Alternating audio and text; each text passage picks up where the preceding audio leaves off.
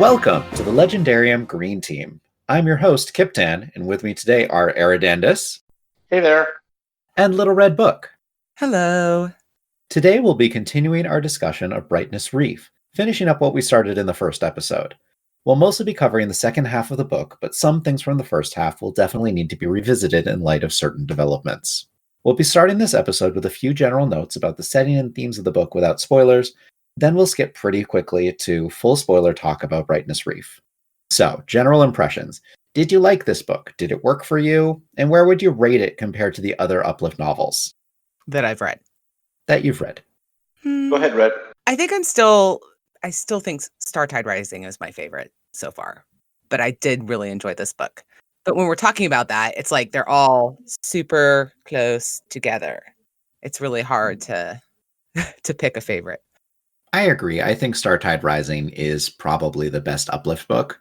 It's not the one I've reread the most, but I think it is the best literarily speaking. And also the most fun.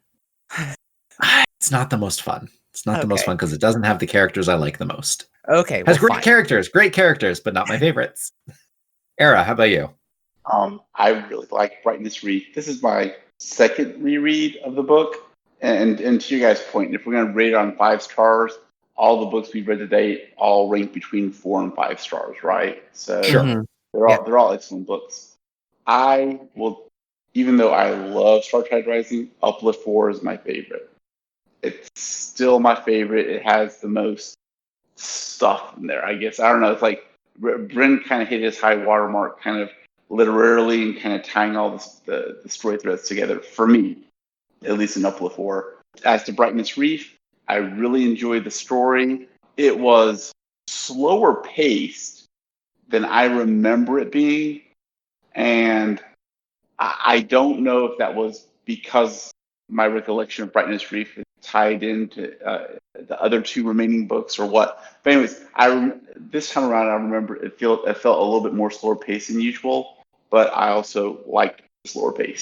This time around, I was reading it with, I think this was the first time I've been able to read this book as a full adult and with an adult's knowledge of Startide Rising and the Uplift War and Sundiver. And as a kid, it was definitely my least favorite of all of the books. But it's coming up there in my estimation now. Like it's not competing among the top spots for me. But those are really hard things to dislodge.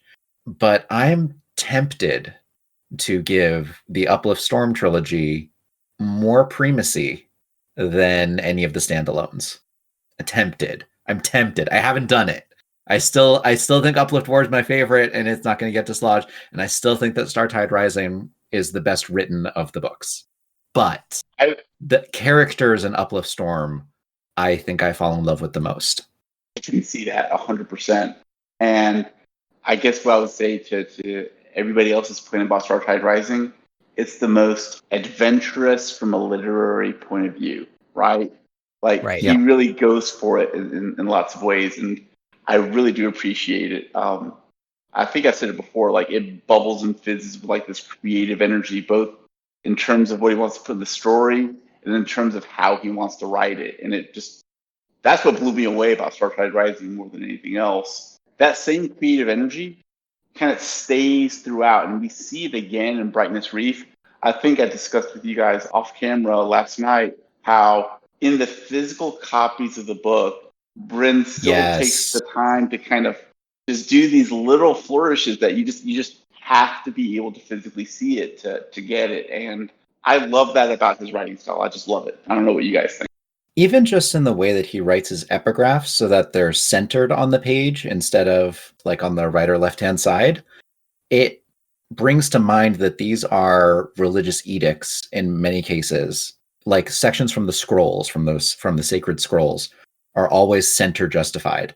And I think that really makes you think in mind that these are being transcribed from like some sort of a different format than a paperback book. They're being taken from a more linear scroll system. I'm making a lot of hand movements here because I'm speaking with my hands, but for our podcast listeners, I'm sorry. So I have not read the physical books, and that is something that I think has probably been a detriment. Era's been very nice to share pictures of the books with me. It certainly, this is a series that's an argument for physical media as opposed to audio, which is what I've been doing. And even Kindle doesn't justify or doesn't do justice, I should say, to Yeah. these books. I think it is the most perfect form of a fake out, where the author teases you with something that could have happened and like makes you think, oh, this is the end. But when that's on the first page of 2 pages and you have them both in front of you and you can see that it's not actually the end because right on the next page, there's more words from the same person. Right. Like, that's not a fake out. That's a joke. Mm-hmm. No, that's exactly right. And I mean, and the joke, we're actually talking about a portion of Brightness Reef, and that joke only works because in the context of the story, the person writing it is a person writing a journal entry as if he was going to write a book in the future. So it's kind of a very layered and contextual joke. Extremely. And it's visual in nature. In other words, you have to be able to physically see on the page. And then, honestly, like there was maybe a second or two where I'm like, wow, the editing really screwed. Oh, that is hilarious. You know, It's hilarious. Yeah, exactly. It's really good. It's a good joke. Yeah. And thank you for sharing that, by the way. Yeah. Oh, yeah, absolutely. And but that goes to, I think we've been discussing this before, in Star Tide Rising, when the dolphins talk, not only do they talk in this language called trinary, which is essentially haiku, but the way he frames it on the page actually matters, right? And then again in Uplift War, when he's having the Gubru speak, the Gubru, right? Yeah. The words are centered on the page, and the triplicate portions are usually separated out like line by line. And then here, when to Kip's point, the epigraphs are centered on the page like a scroll. I got the impression more like Chinese writing, where the writing goes up to down instead of side to side. Yeah. That was kind of the feeling. That was the impression I think he was trying to convey. But then also, like when we get to the songs and everything else, the songs are centered on the page and they're put in different italics. So again, this is an author who not only knows how to write, he knows how to use spaces on the page to also tell a story. I wonder how much he had to fight with his editors about that. Like, I wonder if there was an actual... I think after the first 2 Hugos, you don't have to fight so much. That's probably true. I would like to say that the audio book, the narrator is very, very good. And even though I didn't see that space that you're talking about in the journal, there was this weird pause. And I was like, did the book just turn off? Is this still going? And then it started up again. So there are things you can do with audio that help convey that. Yeah. So there are definitely things you can do to help with the audio. And that's a whole industry on its own. Yeah, especially if you have a very talented narrator. Yes. I was about to say that this book was obviously made before audiobooks were a thing. I mean, I think all of these books would have been written differently if audiobooks were in mind. And I'll say, thankfully, it didn't happen that way, right? Because if you really enjoy the physical feel of books and what the physical book means, then these are the kinds of books I think you'll enjoy visually, just visually. Part of me makes me wonder what a Bryn book would be like if he was able to actually include more images into his printed works. So like, and I think I would love that. So like the Illuminae files or something like that. Yeah. I would love to see a Bryn project written like that. I would absolutely love that. Don't think it's going to happen because he doesn't write very much anymore outside of think tank pieces and things like that. I still want to pick up the Illuminae files and I want to read it and listen to it at the same time because the audiobook is fabulous. It's really, really good. One more thing I want to say about Bryn, and that I'm totally jealous in a good way, is that not only is he a scientist and not only can he write, but he's just so creative just in everything he does when he creates a book. You can tell that this is a person who said, I'm going to have control of every aspect of the book, including like where the words are going to go on the page. And hat tip to Bryn for that. That's it. Yes. This is a man who crafts books. He is involved in every literal word placement on a page. I can only take my hat off to that. Okay. I was going to ask if anyone had a favorite bit from an epigraph this time. I actually don't want to pick an epigraph. I want to pick an explanation of an epigraph that occurs about 3/4 of the way through the book, where one of the people on the page are discussing the actual reason that the humans came to Jijo, which was, I loved that kind of explanation buried in the middle of the story that then causes you to revisit the epigraphs that were said before. So I just want to take that because it was a very small point, but it actually made me stop and go back and reread a couple of the epigraphs. That actually goes right into the point that I was going to make, because I really enjoyed how we get the stories of why each of the races of the slope came in the first place. And I was going to talk about the one of the Urs, which is talking about population control and how all they wanted was to hear the tiny, like, chattering of little Urish feet on the ground. Like, they just wanted babies. Who doesn't understand the desire for babies of your own? Even if you don't want children for yourself, you understand people who do. You understand how that can be such a powerful motivator.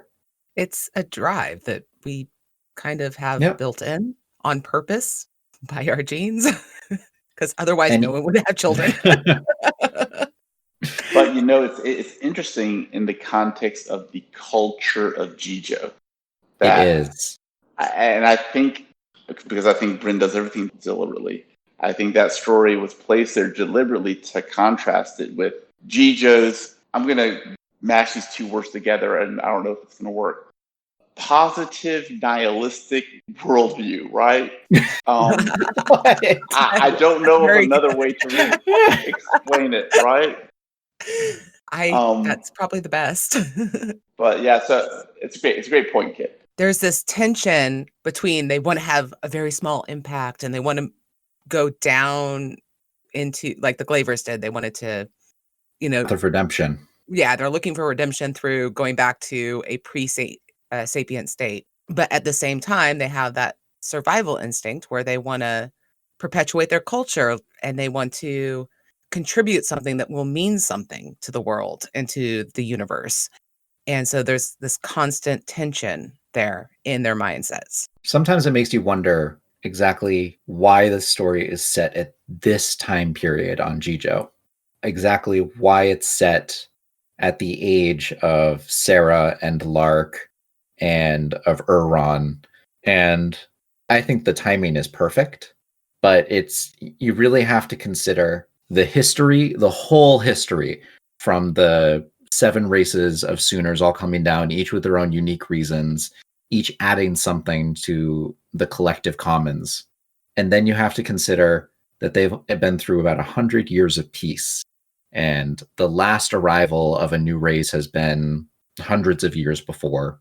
And I'm going to save the rest of this discussion for, I think, after spoilers. I was about to say, I have a lot of things I like to talk about, but I think it's spoiler territory. Yep. Okay, we can talk about that later. Anybody have anything? One last thing they want to talk about? I didn't get to do my favorite episode. You do yours. So it's the one about legends. It's towards the end of the book, but it doesn't give anything away about the story. But how they each came. Let me see. I got notes, guys. I got notes. You got notes? I got notes. And I'm not going to cry properly this time. So anyway, we the 6 were among those refugees that slunk away from lost causes and broken dreams, seeking a place to hide, to heal, to seek another path, to search in a quest for one last chance.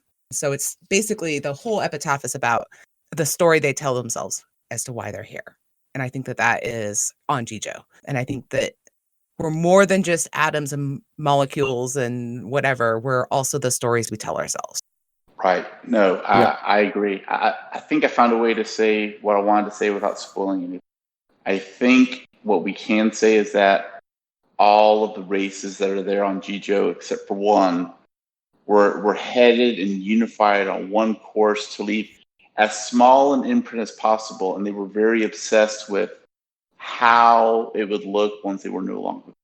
Like Right. that they left a good impression.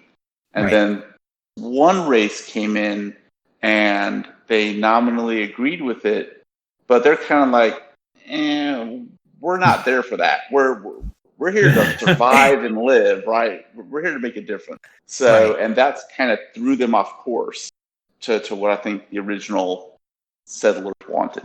Yeah, I will discuss more about that in the spoiler section. I found a way to say it without spoiling. So. Just barely. Okay. Anyone else have anything left they want to say in spoiler free? No. Let's go. Let's go. Okay. Spoilers for all of Brightness Reef and potentially some of the previous books, but we'll try to avoid doing too much about those. Let's go. I'll do a quick recap because I wrote one and we'll see how it goes and we'll see if it's helpful or not. Channel your inner Ken. A Ken-worthy recap. I want to hear a Ken-level recap. Let's go. Oh, geez. Okay. No pressure. I'll do a quick recap on the storylines of this book. Sarah, the stranger and company arrive at Byblos, test among galactic languages and music, and decide to continue their journey to the Glade. But then they get kidnapped by religious fanatics, including her old colleague Dedinger, before getting rescued by women on horseback, long thought extinct. Dwyer heads out on a mission to ready his brand of Sooners in the Grey Hills, only to discover that she'd switched sides and flew there before him. With the help of rifles and acid, they disable the robot guarding her, but not before it's able to grab Dwyer and send Reddy and Dwyer back over the Rim Mountains once again. Our third Cool Hand brother continues to play a triple agent, working with 3 different Jijoan factions to spy on the Sky Humans while feeding breadcrumbs of biological information to them.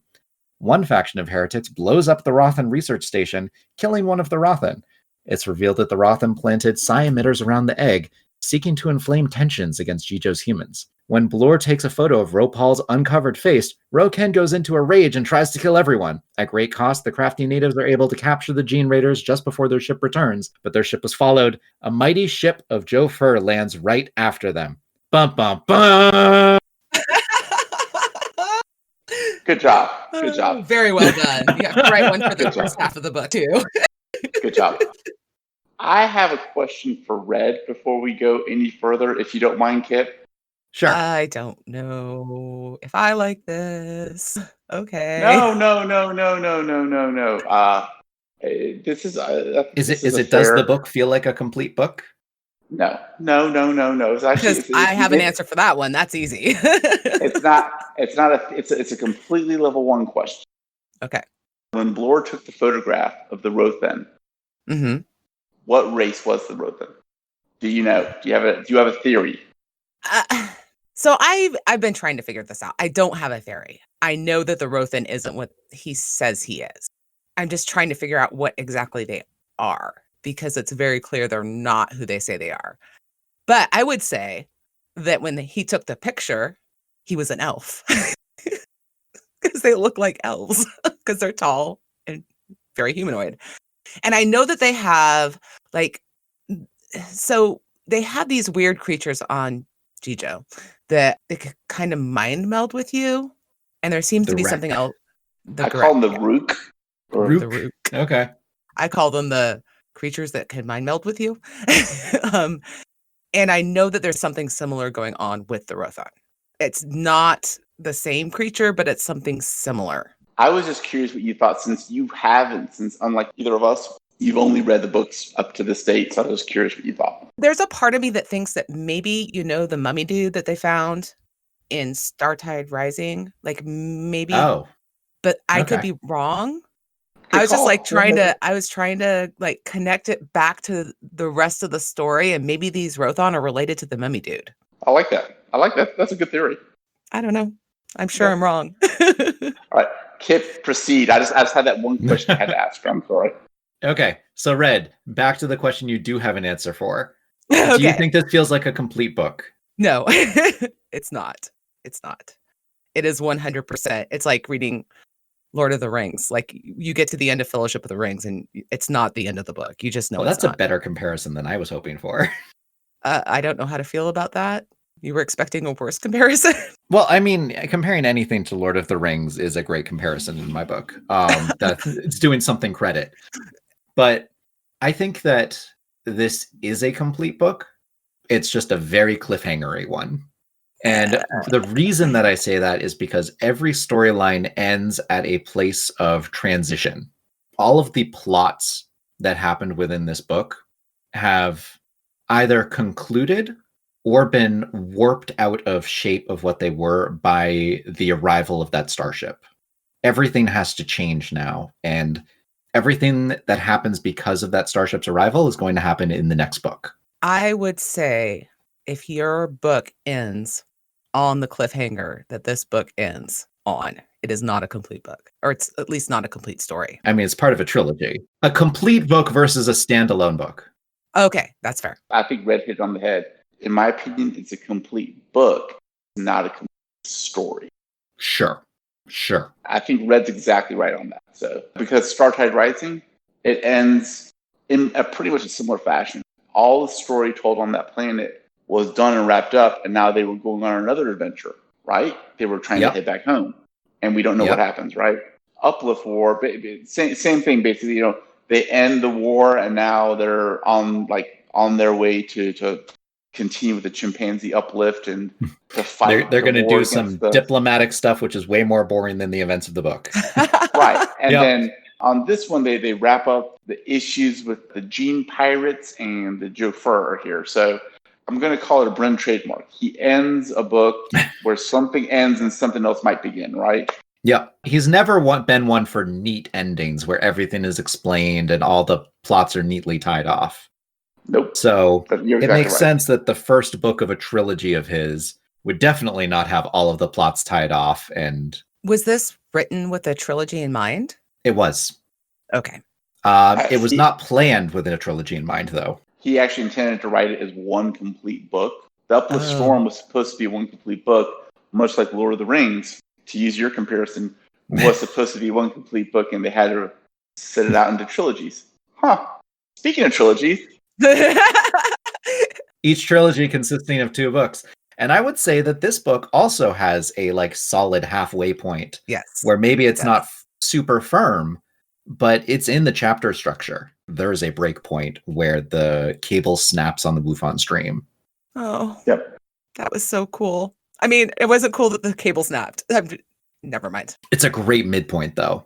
Yeah. And it was happy that everyone survived. And we can say that now that we're in the spoiler section. Ziz and Hufu survived. No one died when that cable snapped. And Ziz totally saved the day by turning himself saved the day. A giant inflatable device. It was great. Yep. Speaking about Ziz, do you think that he is a fully sapient and sentient being? I would say Commons law does not recognize him as such. Wait. I think we can safely say he's not sapient according to the definitions given in the series. Sentient? I'm going to go with yes. Okay. Sentient? Yes. Sapient? No. Okay. It's a galactic elitist standpoint. And they are horrible elitists. Yep. Borderline fascist in a lot of respects. But anyway, so no, on the second, he is sentient, and he's like a toddler. He's basically a toddler. Yep. I love that. No, Red, that's great. He is a toddler. A toddler that may get reabsorbed or reassembled if they end up not liking his current stack. Yeah. Which is so alien. I have a question about that. Yeah. So my question is, are they asexual reproducers? The tachia? The trachea? The trachea? The trachea, yeah. They can be. But they're not, it's not an either or for them? It's not an either or for them. Okay. They're much too complicated and self-aware of their reproduction for it to be an easy question. Okay. Because we get to see into the whole reproduction of several of the races in this book. Yes, we do. We get the Kuhin mating pools. And we get the Urs brood pouch. Yeah, the brood pouch. And then setting their children out into the wild. Since we're talking about the trachea, there was one part in the book It was an A6's viewpoint, and I was wondering what you guys thought about this. This was at the point where the Rothan, or I'll call the Gene Pirate ship, had just blown up, and A6 had said, "And I went to go do X, Y, Z." In every other portion of the book, it's I, we, me. It's always in the plural and the singular. It's the only part in the book that it's in the singular. I don't know if you guys recall that portion, and if so, what did you guys think about that? I don't think I noticed that. I think you're gonna have to remind me too. Okay, I'll see. You guys keep on talking. I'll see if I can find it real fast. Okay. I don't think I noticed that. Geez, that would be a change that I don't know if I can talk about without talking about book 2. Which we don't get to talk about for a while. We're not going to talk about for a while, and it is killing me. You have no idea how much I want to talk about book 2 and read book 2 again. I will start it. Yeah, okay. Look, I mean... So let's go back to the Rothan. Let's go back to the Rothan. We're going to go back without Era? Yes, I do, because I want to ask you these questions. Okay. Do you think that the Rothan are the lost patrons of humanity? No. No. No. Okay. What do you think about their human followers? About the sky humans that have descended down to Jijo and are raiding its genetic diversity? Why do you think they're there? What do you think they believe? Well, I think that they are honoring who they think their patrons are and just doing whatever, being good little clients. But I also think that it's a creepy effing cult. Okay. If we take it as granted that the Rothan are a cult, and Bryn refers to them as the Danakite cult several times. Yes. What do you think he's saying about the people who would join a cult? Specifically, Ling, Besh, Ran, and Kun. 4 separate people, and they each seem to have their own personalities. So what do you think he's saying with each of them? People who join cults are usually people who are looking for either a sense of meaning, being part of something bigger than themselves, or seeking a secret truth. Like, oh, we know something that nobody else knows, and they get off on that. Or they're seeking to give up their control, their personal autonomy. We get to spend the most time with Ling. What do you think about her? Which one is she? The secret knowledge person. Okay. I have a one-up on you because I know the truth and you don't. That's Era. my feeling. I want to reserve the Rothan are completely full of it. It's all the Sakan game. So I agree with everything Red said. But it took me until reading Brightness Reef to kind of formulate my thoughts on this, because with the arrival of the Rothan and that storyline, and Jijo, it crystallized an unformed thought I had about galactic civilization and humanity, and the other, I think, overriding theme that Bryn has been trying to make, or continues to make throughout the series, which is the difference between earned and unearned knowledge. Because, for example, the Rothan, or the people who follow the Rothan, we have this knowledge that we were just given and we have, and we don't have to explain it. We just have it, right? And it was just bestowed upon us as a gift. Whereas you have the people on Jijo who are like, we have scratched and clawed and earned every scrap of wisdom we have, and we know how to use, do, etc. every single thing we can. Go galactic civilization. We're going to uplift you. We're going to make you a starfaring species. You do not have to learn how to build a spaceship. You do not have to learn how to build a gun. You do not have to learn how to build pods to build food or anything like that. Culture. You don't have to learn how to build a culture. Yeah. We're going to hand you a culture. We have billions of years of knowledge here at your fingertips, here with the library. Do not question it. It is all correct. You're done. And you see with the Terrigens Council, yeah, sure, of course there's a fight. Some humans want to kind of belong and say, hey, let's not fight this. You have other humans who are like, let's reject it. And the Terrigens Council view has always been, look, we don't mind taking some of it as long as we can figure out how to use it.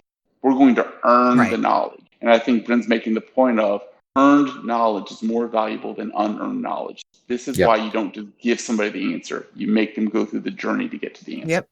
Sorry if that's long-winded, but it was percolating. For somebody who loves brevity, Era. Yeah. And by the way, I found the portion of the book whenever you guys want to get back to it. Please, let's go back to that now. All right. So this is in the physical copy of the book, it's on page 442. Okay? This is right after the Rothan ship has been blown up. Quote, "Can you sense it now, my unified now, in shock? I see a steaming crater. The I is not capitalized and the crater is italicized, filled with twisted metal. The sanctuary where Roken and the sky humans dwelled among us for weeks. Their buried outpost, now a fiery ruin." It's the only place in the book that we have the I. It's a lowercase I, but it's an I singular. And if you look down further on that same page, the next to last paragraph, he goes, "We all share the same thought, all members of the six, all of my rings. We." It's the only time in the book that A6 is ever described in the singular. Do you think that's because he only has one ring with eyes? Huh. And so in that moment, it's that ring that's speaking? I think, and here's what I think. I think it's, this is Bryn being super extra tricky because the sentence starts, "Unified now." Unified. So the operative sentence. It's unified now in shock. So that is extra tricky. Huh. I just didn't know whether any of you guys noticed that, but it's just one of those. Bryn can tell a story in a sentence, and he's describing how the Trachea have the ability to be unified and act in unison without becoming the Jofur, but they're never given the opportunity to do so because they're uplifted. And he does that in one sentence, and I just wanted to point that out. It's brilliant. And how they only do it in times of extreme shock. I was just going to say shock might have had something to do with it. Yeah, yes. Like because it says unified now in shock. I see. Right. So like in crisis, they become one. Yeah. Right. Huh. Okay. That's pretty cool. I didn't know whether any of you guys had noticed it, and I just wanted to point that out as a kind of like a little writing flourish that Bryn did that it blew me away when I read it. Yeah, shock definitely has an extreme effect on Trachea consciousness, as we'll see in this episode, in this book, and in later books. In this episode. Yes, in this episode. Fine. But I could talk about Trachea consciousness for a very long time. But let's not. What I will say is, on this read of Brightness Reef, all the aliens, whatever, they're all interesting, whatever, but I kind of went to Brightness Reef going, I think I like the Trachea the best. Did I like the Trachea the best? Maybe it was like the Gakek. I can't remember. And then I came out of it this time going, okay, the Trachea are awesome. The Trachea. Yep. The Trachea are just hands down, like they're the most interesting species Bryn has written, in my opinion. Just the most interesting. Yeah. But there's some that are more fun. There's some that are like... I think the Trachea are the most fun. It hurts my heart to say this, but after rereading the second half of the book, I'm going to have to say Kip was right. And it is the Trachea. And I had to say Era was right in our chat earlier this week. And that also broke my heart. So I'm very sad, guys. I don't want to talk about this book anymore. I'm quitting. Do you know what's a very happy thing to talk about this book? That all of us probably loved whenever we read it because we are readers. And so we all appreciate Byblos, which is basically the Library of Alexandria brought onto a fantasy world. It was amazing. 100%. I loved it. Even got burned. Or part of it got burned. Speaking of Byblos, I want to give a mea culpa. I want to fall on my sword because I think last podcast I was not as enthusiastic about Sarah as you guys were. Yep. And this second half of the book, I mean, Sarah... I don't want to call her the star, but she was certainly one of the stars of the second half of the book. I loved Sarah's story. I loved her arc. I do want to talk about, if you guys want to, her conversation with Dedinger. That has a dedicated spot in the outline. Okay. And I wanted to follow my sword and say I was wrong. Sarah was terrific. She was absolutely terrific. Could we sneak back to Byblos? Byblos. Yes. We're going to talk about Byblos. We're going to talk about how they carved the Taj Mahal into rock and used it as a pillar to hold this giant crushing finger of stone, which hangs as a sort of Damocles over the entire library. I love Byblos. It is such a contradiction. It is an example of humans, how when they came, they held onto their powers and they said, we're going to agree with your descent into Yeah, primitivism. exactly. But first, we're going to print out a giant library of scientific texts and Galactic Society and the great printing and the House of Lies. Yeah, the great printing and how that just completely changed the course of Jijo. Yep. I mean, look, the humans are pretty good. To the humans' credit, I mean, look, say what you want to about the rest of galactic civilization. No one has them beat on deviousness. I mean, they're like, all right, we're gonna send a whole spaceship over to this one planet, and we're gonna take it over just in case as backup, in case we get annihilated. Come on, that's credit. Yeah. And everybody just kind of goes along with it. They're like, okay, cool. Oh, we have this now. One of the interesting things that happened after the great printing is that like each of the different alien groups or of the seps adopts a certain style of literature, and then as time goes on they morph out into recreating. They start off copying the style and then they start creating their own. Yes. And it's all very adapted to the way they think as a species. Sarah thinks in her head, she's like, no one dares say it, but we're all thinking it. Renaissance. Yep. Jijo is entering its Renaissance period. It's so cool. So I want to go back to the fact that they call the fiction section the House of Lies. What do you guys, how do you guys feel about that? I think that's the House of Earned Truth. And I think Sarah would disagree. Okay. Yeah. I mean, it's one of her favorites. Sarah would disagree. And I think that they call it the House of Lies because the other species don't have the capacity that the humans do to accept a story as not true. It could be a fictional story, but still tell the truth. If you will edit that to say, I don't think galactic species. Yes. Okay. It's not capacity. It's that they don't have because Huck, Alvin, and Pincer can all manage just fine. Excuse me. At the time the humans came down to the planet. Okay, that's fair. So, yes. Okay. And by the way, when Red's talking about this, all I can think of as she's talking right now is Alvin's commentary about Finnegan's Wake. But go ahead, Red. Which I have not read and probably will never read. No, what I was going to say is that there's something about the way we, and I think Brenda's saying this, the way we as a species, we as humans, perceive ourselves and how you can tell something that is more true with a lie, with a fiction. And Sarah says it's one of the places of Byblos where there's no reminders about how far they've fallen from their galactic technology. Right. There's that too. And that nothing in it is provably false. No piece of literature is ever provably false. And, I mean, I am a big fan of science. I like it. I got my first vaccine a couple days ago. But Congrats. There is, thank you. But there's something that's true in a good fictional story that's more true than just, this is a wall. This is, water boils at 212 or whatever. Era? To Red's point, it actually recalls a conversation I had with my daughter earlier this week. Oh, Kip. I take no responsibility for this. Kip. So we're veering off of Bryn here for a second. So, but she's reading Tamara Pierce, who I somehow got from Kip. Right? I don't know how that happens. That's so weird. I don't know how that happened. So she's reading, was it the Lioness Rampant? That's the last book. Yeah. She comes in and she's like getting ready to cry, right? And I'm like, what's wrong? And she's like, can you just hug me, Dad? I'm like, what's wrong? And she's like, Tom is making a really, really bad choice. And I obviously won't spoil another book inside this podcast, but spoilers for Tamara Pierce.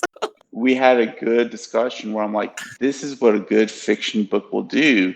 It gives you a very safe space to experience things that you do not have to ever experience in real life, but it gives you the ability to look at it without it hurting you.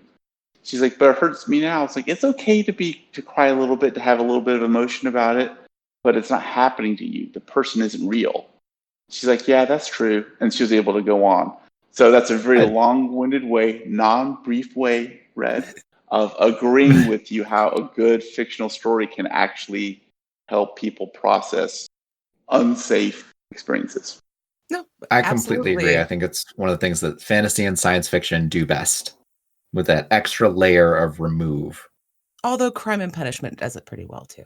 I'm not saying that other genres I know. of fiction do not do a great job, but some of us need for the That's true. world to feel different, for this all to be taking place in a different land or where things are different, and so there's not as much of a connection to anything that might have personally happened to you, for example. I do agree with that. I was just giving you a bad time and pulling out one of my favorite Russian novels. To Red's point too, with the construction of Byblos and the way Bryn has it all constructed, he's making points both overt and covert about here is why books are important. Here's why knowledge is important. Here's why reading is important. And it's a theme throughout all of his books, but I think it's especially true in Brightness Reef, especially the second half of Brightness Reef. Yeah. And here's why history and cultural memory and institutional knowledge are important. And to get on one of my hobby horses, here's why legend and myth and folklore is also important. And one other point that this is more of a level 2 thing than a level 1 or level 3 thing. I do like how in Brightness Reef, through showing and then also by telling, the biggest heroes in the book aren't violent. They think their way through problems. Remember the Urish Smith says, we're warriors now, but we're going to win by thinking, not by violence, right? So I like that kind of how Bryn is trying to make this point of you can have conflict, but you can resolve it without like beating people up. Now, mind you, there's other people doing that, and it's how the heroes respond without using violence. I like that little touch. And we do get messages transmitted over like semaphore on mountaintops. That's incredibly important, but it's a non-violent method of resistance that the Jijoans have. And Dwer's whole storyline is about him, the ultimate fighter, running away, going off to make like basically a separate colony of humanity in the Grey Hills. And Lark is a non-violent little triple agent. I love Lark. Honestly, I can make an argument for Lark being a quadruple agent. He's working for the heretics that want to violently repel the Star Humans. He's working for the heretics that want to voluntarily end their lives by not reproducing. He's working for the sages at trying to get information out of the Sky Humans. And he's working for himself. There's some little bit of Lark that's in there too.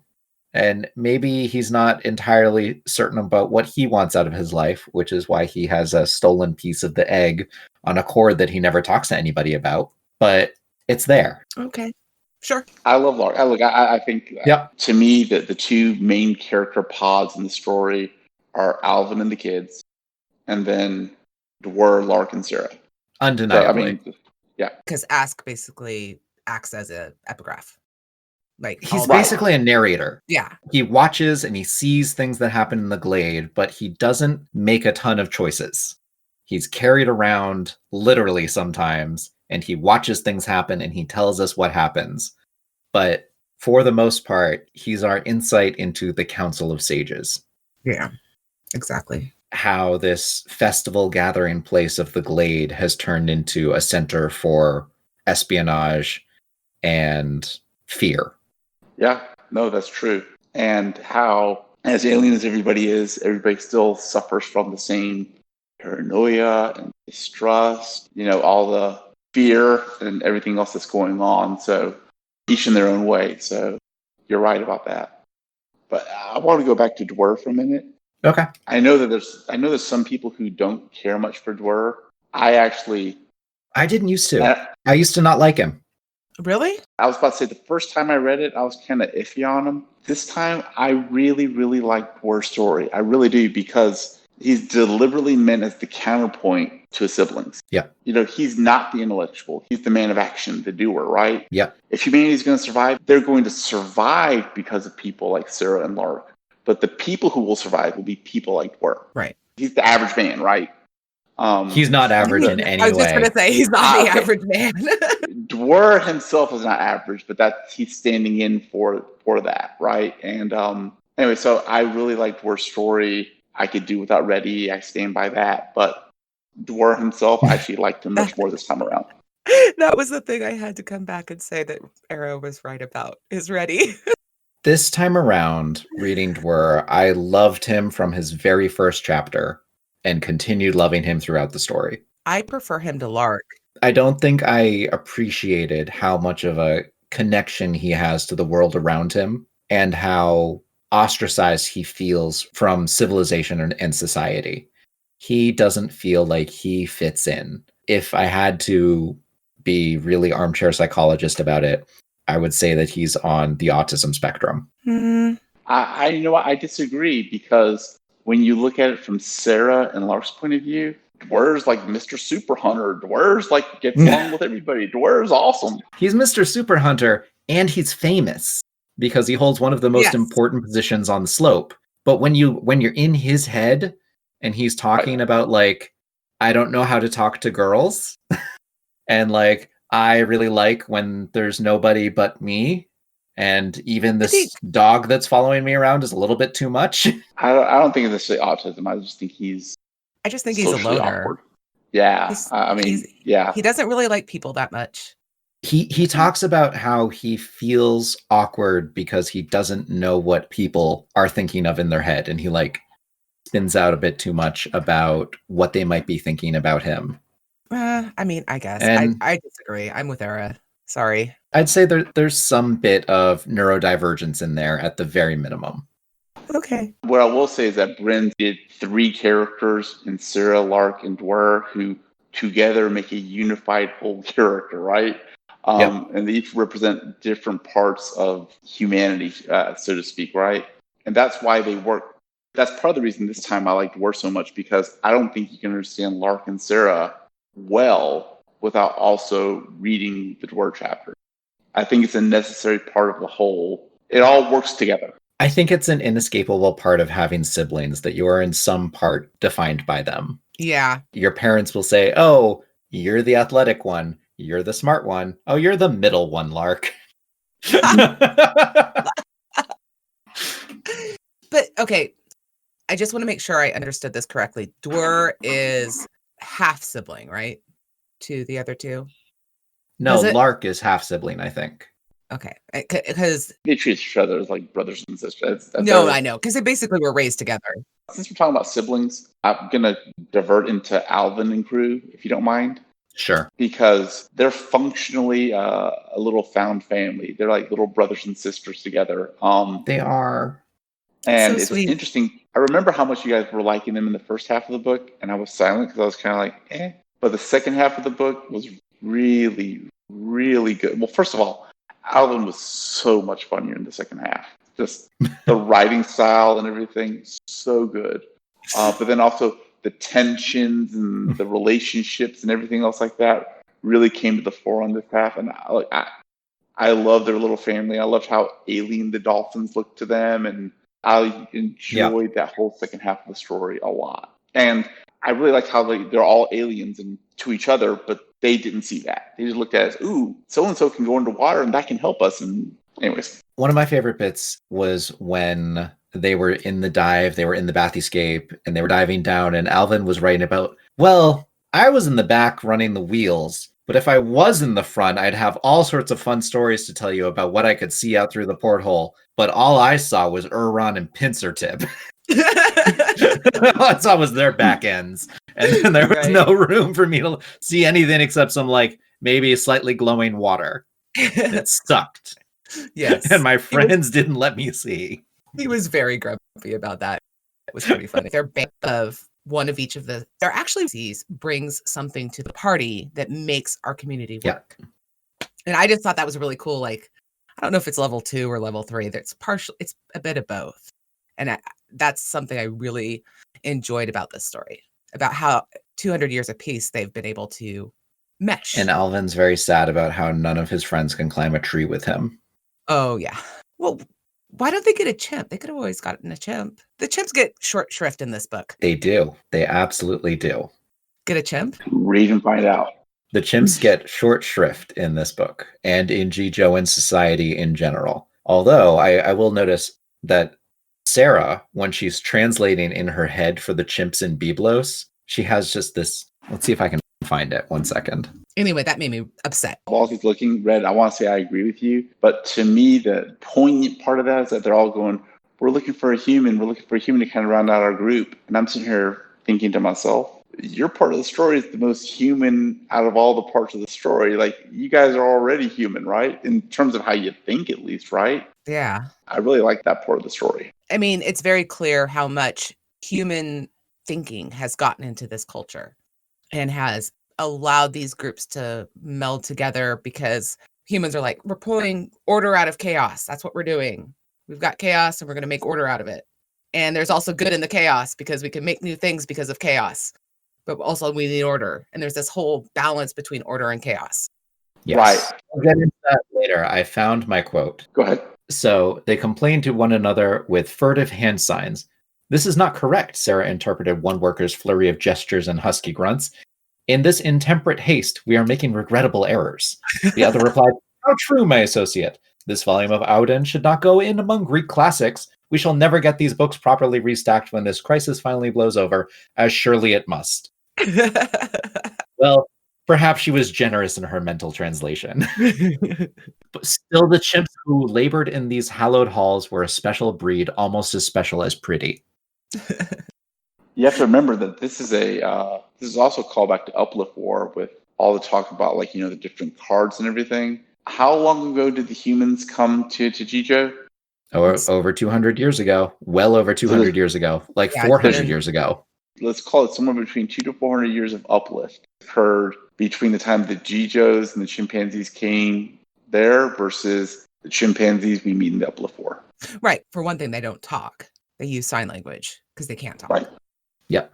But they're obviously they're pretty close to sapient. They're not there yet. So yeah, humans came to Jijo in the year 1650. The Rothan came to Jijo in 1930. Roughly 300 years. And that was something in Uplift War they were talking about. Like, if you were to suddenly go to Earth and be 400 years in the future, you would be a relic, is what the one chimp said to the white guards.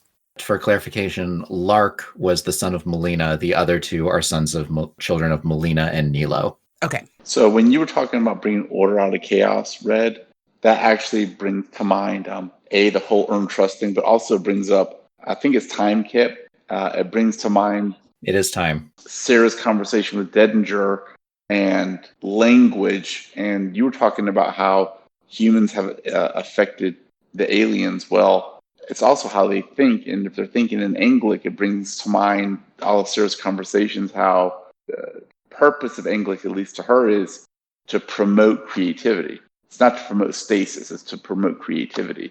And that's actually a point that both of you guys were implicitly making actually in the first half of Brightness Reef, where you were complimenting, I think it was Gal too, by talking about how precise it was and how clear it was.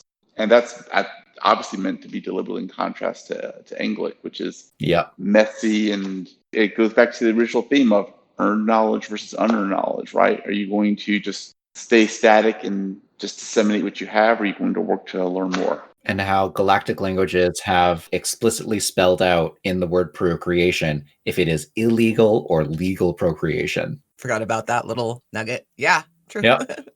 Well, and the interesting thing about that conversation, well, there was a lot of interesting things, but one of the interesting things about it is he was talking about how in galactic languages, you can't play telephone. You can't play the game telephone because the languages are so precise.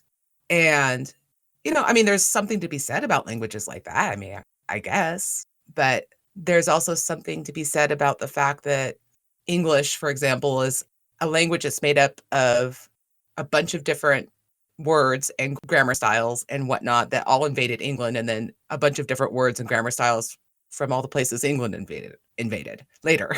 Like, we have this crazy language with this huge vocabulary, this insane. I mean, our grammar is so stupid, but at the same time, it's great. See, is it stupid or is it useful? I just said at the same time, it's great. Yep. It's great. I mean, there's no reason why we can't put prepositions on the ends of our sentences in English. That doesn't make sense. But it's a holdover from the fact that the Romans invaded England a long time ago, or actually invaded Gaul, and they invaded us, but whatever. But like the mixing of, like, you get when you have things banging up against each other, there's sometimes bad things happen, but sometimes really great things happen too. when you have different cultures banging Yep. against each other. And the Galactic Society does not allow for that, or tries not to allow for it as much as possible. Fun fact, there's a very similar correlation genetically in that humans have a faster mutation rate, and mammals in general have faster mutation rates than most other animals. Huh. I did not know that. Yep. Including one that I kind of wish that humanity had kept, but who knows? One that protects us from sunlight. Like, the reason that we get sunburn is because we lost an enzyme that protects us. Yes. My people come from a specific island where they didn't need melanin. I And the wasn't sun even does not like talking you. about melanin. There's an enzyme. UV light connects thymine base pairs in like a bridge formation, and we used to have an enzyme that would basically flatten those base pairs back out again and deconnect them, and then there would be no mutation when it comes to copy that DNA. But we don't have that anymore. We got rid of it. Lots of other animals still have it, but humans do not. I'm just saying that we used to all be one color, and now we're all a whole bunch of different colors, and the color I got does not work with the sun.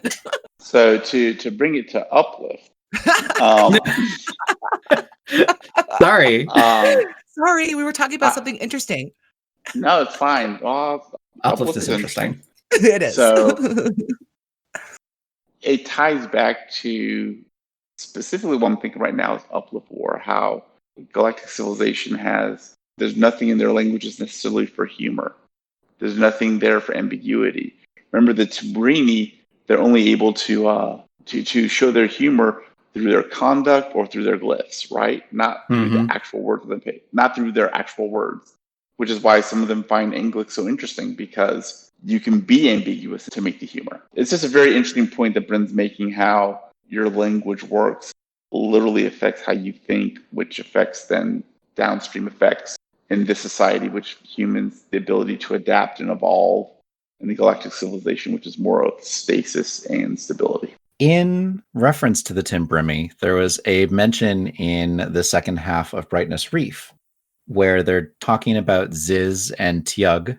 And here it says, Ziz and the full-size Trachea exchange puffs of vapor in a language no other member of the Six is equipped to even try to understand. And it makes me think that the Trachea, with their chemical language, were, and this is crazy conspiracy theory talk, that they were a threat with the ability to think in a language that was unsanctioned and completely new and wouldn't be comprehensible by basically any other species, or very few species at the very most.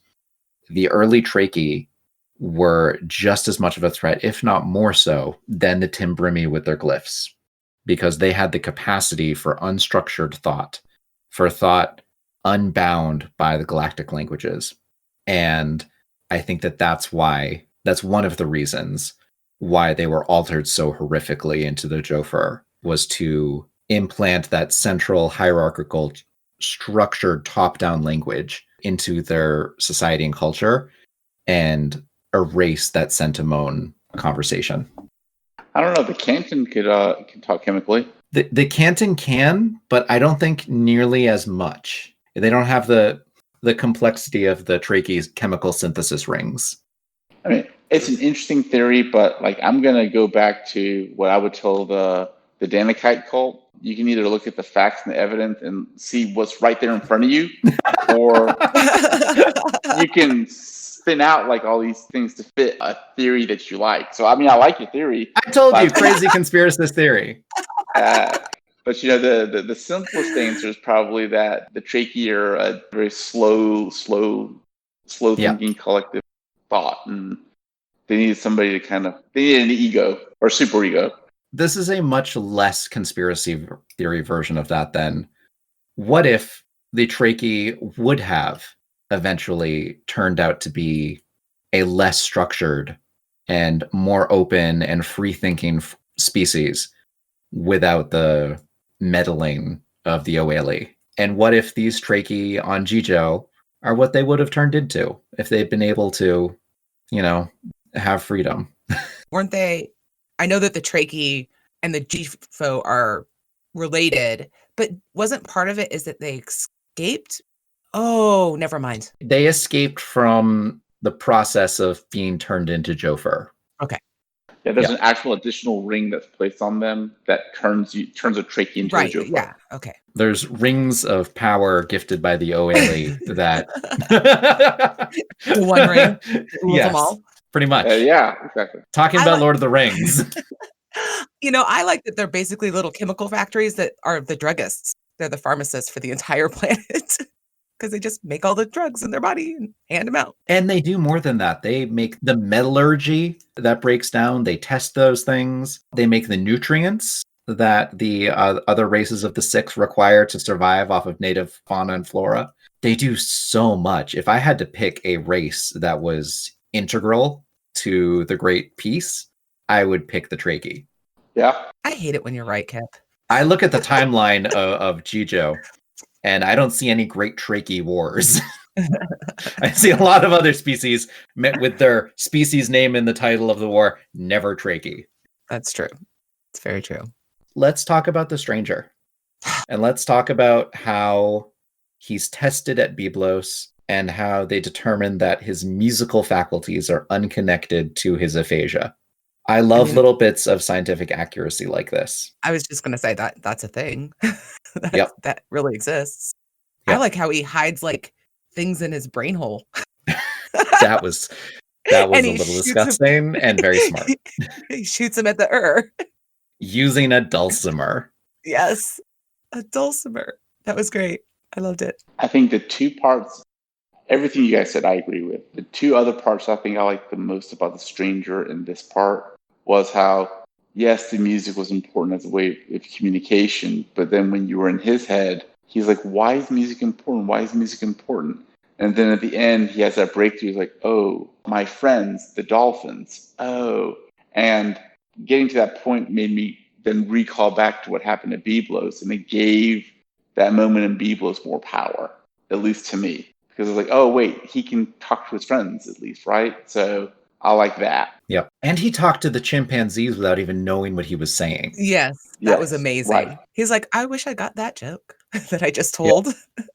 And the second thing is, he is, you know how we were talking about how Dora, Lark, and Sarah are like 3 parts to make a unified whole? Mm-hmm. Emerson, even though he can't talk, he is more of a unified whole than those guys, because he gets into a fight and he's kicking everybody's butt, and then he can communicate, and he's Mr. Do-It-All, right? So, and he's in love with Jillian, we find out in this book. So, anyways, I like seeing this book. So this read through, I was trying to remember when I first started suspecting that the Stranger was Emerson or someone from the Streaker, at least. Yeah. And because when you read it the second time, he's constantly having nightmares about water and how water is always in his head. And I think, I don't remember when I started suspecting it. It was about halfway through the book, though, when I started thinking, is this the engineer from the Streaker? But the reveal of the dolphins being on Jijo, I was like, isn't that awesome? That was amazing. And that's why I said you should read Startide Rising before you read this book, because that reveal is so, so good. And I was like, oh, it is Emerson. There we go. Now I know who it is. There's one very specific moment in Brightness Reef that I'm like, oh, I didn't remember his name at the first time I read it. I didn't remember his name. I didn't either. But I knew exactly who it was in one specific moment in the book. It's when they decided to describe his skin color, because they go to great lengths to talk about how in Startide Rising, how he's a throwback and he is African, right? And then in Brightness Reef, they talk about how dark his skin is. I'm like, oh, that's the engineer dude from Startide Rising. That was my first thought, because there's not that many, right? So the engineer dude who did not listen enough to the complaint of workplace sexual harassment. Yep. That's right. Him. Yeah, him. Well, apparently that part of his brain's been ripped out, Kip. So yeah. You don't have to worry about it anymore. He's not going to be able to say anything. Yeah. No, but that reveal was amazing. And I got on the chat as soon as the dolphin showed up. And I'm like, this is amazing. How could you read this before you read Startide Rising? Of course, Kip did. I did. I was a little kid. I didn't know any better. But I mean, it was amazing and I loved it. And I want more dolphins. That's what Brightness I really Reef want. was free, and that's why I read it first. I want to say 2 additional things about the Dolphins. One, I didn't get teary-eyed, but I did get emotional when Emerson was remembering Kvadeki, right? Yeah. And I was like, oh, I get you now, right? I get you now, right? I'm Yep. in your position, right? And it was powerful. I was like, I had to stop and go, huh, wow. Like, yeah, I mean, sometimes you have to actually be in somebody's shoes to understand what it is they're actually going through, right? And that's a lesson we can all learn. Like, maybe we should all empathize a little bit more instead of waiting until you're in that position, right? So I'll tell you who's great at that. Sarah. Well, Sarah, she's yeah. Psy. She has Psy powers. I mean, I think all of the Cool Han children have psi powers. Anyway, yeah. But Interestingly, something that their culture tries to suppress. That's yes, true. because it can be seen from space. Yes. I think the other thing I'd say about the Dolphins is in this book, in Star Tide Rising Uplift War, they're the junior client species or the junior patron. They're like the lowest of the low on the totem pole of Galactic Society. Here, hell, I saw them like the cavalry's coming, the heroes are here, yay! Yep. So I thought that kind of. I want to go back to the stranger for just a second. First Okay. of all, I got teary-eyed at the same part. That's because he sings in the book a lullaby my mom used to sing to me. And that's All the Pretty Little Horses. And so I'm reading that and I'm emotional anyway. And I just started bawling. I'm like, I love my mom. Anyway, that's a personal note. And then the horses show up. I was going to say, that's what I want to say. Were they actually horses? There's horses. Yeah, actual horses and horse girls. And horse girls. And that was part of what caused the friction I felt between the humans and the Urs. It is. Horses are supposed to be extinct. I just wanted to make sure I got that right, that the Urs killed out the horses. They did. Off. Yeah, or thought they did. One of the peace negotiations required that humans give all of the horses to the Urs. And then the Urs kind of unexpectedly killed them all. I don't know why that would be unexpected. I said only kind of unexpectedly. Okay. Sorry. Go ahead, Era. I was accidentally on purpose. I agree. Exactly. Oh my gosh. Yeah, definitely not accidentally.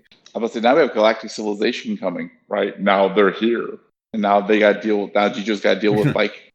Sure, if you want to call a ship of Joe first civilization, you can say that. I said galactic civilization. Yeah. And the Jofer are there because of the Streaker, I'm sure. They're looking for the Streaker, I think. Or maybe the Rothan. Why not both, I guess? Yeah, maybe the Rothan, maybe the Streaker. Maybe the Rothan and the Streaker. Maybe the Gakek. Why would they be looking for? I thought the Gakek were really interesting because according to everybody, I still want to know how their wheels get born. The Gakek are extinct.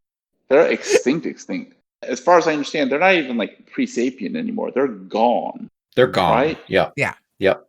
So Jijo's literally the last bastion of all Gakeks anywhere. Yep. Yep. At 100%. And they, it seemed like one of their major cities got destroyed by like an earthquake at one point. Yeah. They like to build kind of fragile, spindly structures with strands connecting the various places because they have built-in gyroscopes. Which I think it's fun that as a reader, we can understand how their wheels work as gyroscopes. And obviously Huck understands it, but Alvin, Huck's best friend, still doesn't understand that when Huck's wheels are spinning, like in the air, it gives her stability. I think it's interesting how something that Alvin can see every day, but still not get is included. Like that happened, in like the first Alvin chapter? Bryn, you're hacking things in. Yeah, but I think it's necessary because Alvin, let's go back to Finnegan's Wake.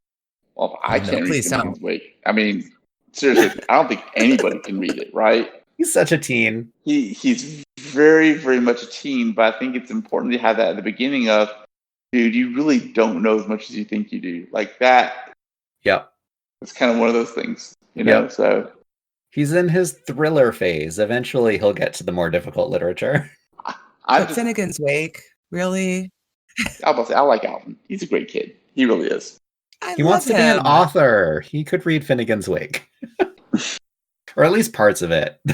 It's a terrible. I think I tried it once, and I was like, I'm okay. Joyce isn't for everybody. Do you have any more predictions you would I like to haven't do, or predicted- any? I haven't Okay. I predicted have a anything. prediction that's non-spoilery. I have a non-spoilery prediction.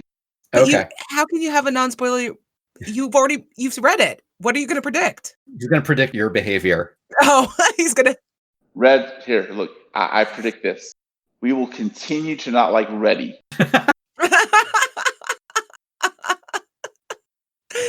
Oh, That's it. Oh dear. Go ahead.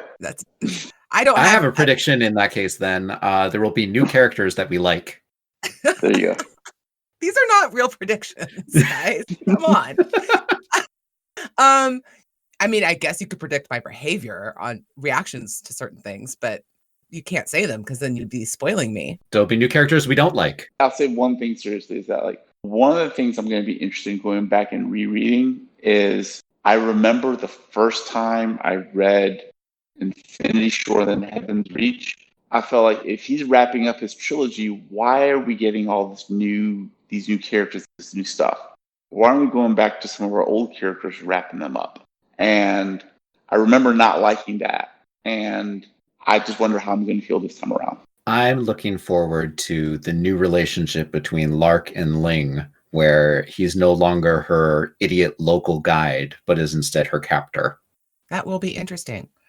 I do think, by the way, that the Jofar are chasing the Streaker, that they're the same guys that were at Star I mean, Rising. everybody is, but... I mean, yeah, I'm just saying, I think that's like the ship from Startide Rising. Oh, okay. Fun. Their ship, because they had a ship there too, right? They did. Yeah. They did. Yeah, you're right. They blew up the priest. Yeah, the priest who went crazy, and then they had, get us another priest. Any last thoughts before we end the episode? Read this book. It's amazing. Read the book. Seriously, read the book. You can start on this book. I don't care. You can start on this book. You can have listened to all of these spoilers and not have read the book. Go read the book. It'll be great. Even if you listen to the spoilers, you're still going to enjoy the book. I think I could probably read this book 3 more times and still get something new out of it, to be honest. I'll say this, for the spoiler section, you can really read the book and be totally surprised by stuff that happens, because we didn't spoil a lot of the good stuff. We've been barely talking about the plot. Yeah, and there's a lot. There's all the ideas that are going on, and then there's all the plot that's going on. And I think we mostly talked about the ideas. So I'm waving my arms. I'm sorry. Bryn has like this really clever plot where he's got the kids kind of going on this submarine adventure, right? And then he's got the main society dealing with these space pirates who are intent on exterminating the society, but kind of pretend like they don't want to, right? And it's how these group of people on the planet are like, hey, how can we pretend to be complete idiots while still achieving what we want to achieve? So there's your plot, right? So okay, here's a prediction I want from you, Red. What? Where do you think Jijoan society is headed? Where do you think it would have been going without any alien interference, and where do you think it's going to go with the alien interference? Oh, man. Well, we know they now have access to the library because of the Streaker. So that's going to change things a lot. I think that there is a real risk that the Galactic people are going to kick them off, Jijo, but I don't think they will. Where were they going? I think that they were headed towards re-achieving space travel. Okay. If the Galactics hadn't shown up. Not like the next 100 years, in the next 1,000 years. There's no way that they were actually But you think eventually, you think that all of the attention that they pay to the sacred scrolls and everything, that's just lip service. It's definitely lip service for the humans. Interesting. Except for a few radicals. And I think that the injection of the great printing has completely altered, not that the scrolls aren't going to be important, because the scrolls are really interesting and have lots of different perspectives. So you believe in Sarah? I do believe in Sarah. I think Sarah's right. I believe in Sarah too. I think that's where it would have gone. So anyway. I love Sarah. Okay. Well. Oh, wait. One more thing. This is the 2,000 league or 20,000 Leagues Under the Sea I wanted, rather than the one I got when I read the book. Okay. That's it. Awesome. Well, thank you, Red and Eradandis, for joining me today. If you want to hear more, join us on the Discord, Reddit, Twitter. If you feel very generous, you can plug us on Patreon. Thank you, Horizon Brave, for getting all of this started. And thank you, Craig, for loaning us this little corner of your media empire. Our intro and outro music is by Jingle Punks. Thanks for joining us. Bye. Bye.